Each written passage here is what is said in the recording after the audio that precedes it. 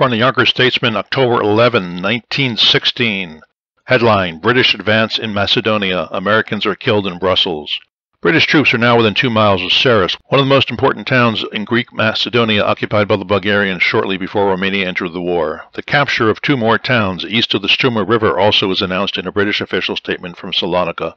The sustained character of the British offensive indicates serious operations have been undertaken on the Macedonian front, not only in the Struma region, but south and southeast of Monastir, where the Serbians have been making progress. Heavy fighting is underway.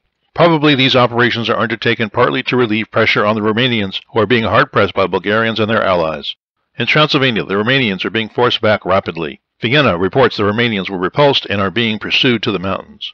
Austria reports the repulse of Russian attacks in Galicia. The Germans captured the village of Herbatov, southeast of Lemberg. 2 Americans were killed in Avenue Georges Henri at Brussels by German gunfire directed against British aeroplanes, according to the Echo Bales. The paper says the American minister at Brussels has possession of the pieces of projectiles and is conducting an investigation. Headline: Yonkers Carnival opens tomorrow. The plans of the Yonkers Day Carnival Committee for the 3-day celebration, which will open tomorrow, are practically completed. In the evening, there will be a grand masquerade ball in Philipsburg Hall with an overflow dance in the Elks Club House Ballroom. The feature of the ball will be the coronation ceremonies of the winners of the competition for King and Queen, Alderman Thomas A. Brogan and Miss Anne Shea, which will take place soon after 10 o'clock. These ceremonies will be followed by a grand march in which masqueraders will participate. About 30 prizes are offered by the committee for the different classes of costumes. The King and Queen will be escorted from the corner of Ashburton Avenue and Palisade Avenue to the hall by members of the Chippewa Club, of which Alderman Brogan is president, and a number of similar organizations. It is anticipated that more than 3,000 will be in line. On Friday and Saturday, the merchants of the city will offer attractive bargains to the buying public. In the evening of both days, there will be band concerts in Manor House Square.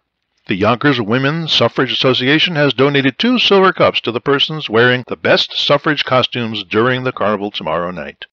Headline: Attendance in Yonkers Schools.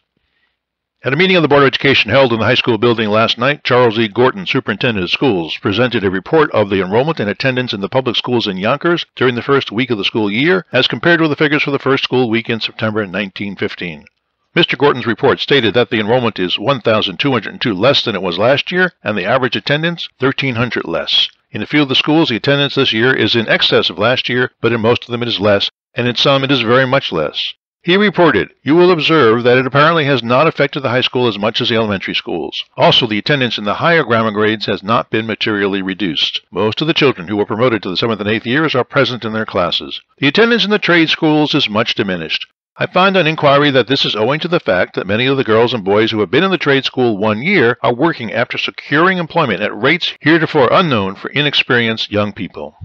I've gone over this matter with Mr. Caton, and he is able to account for a large number of girls and boys who are working in a variety of employment and whom he expects to return." Trustee Eickemeyer of the Committee on Evening Schools reported on the enrollment in the evening schools which opened Monday.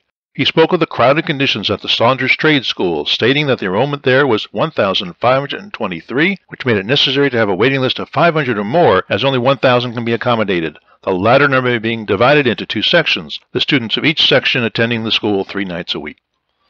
Headline: Declares New York City trolley strike will continue. President Mann of the Street Railway Union writes letters to strikers to distribute more benefit monies. And that's the news from Yonkers 100 years ago today.